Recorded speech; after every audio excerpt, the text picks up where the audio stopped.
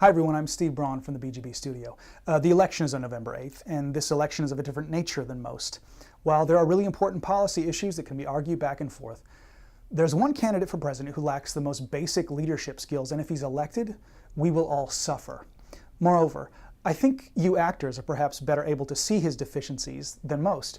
We have a candidate who's unable or unwilling to engage in what is essential to your work, what is basic to your work: listening, empathy, preparation, confidence. He's unwilling to allow himself to be affected by another person, which is actual listening. He prefers unchecked absolutes that never evolve, that never have to actually deal with someone else's experience.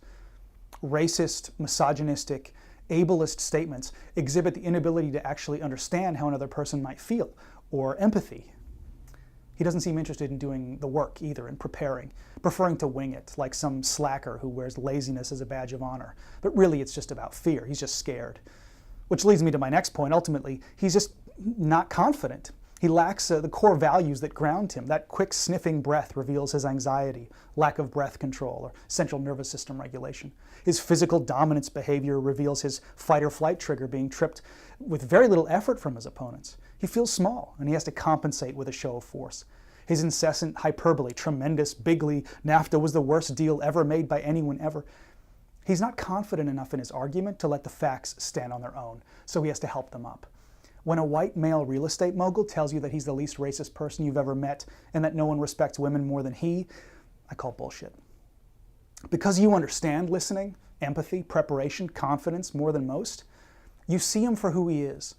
And now it's time to do something else that you're used to doing.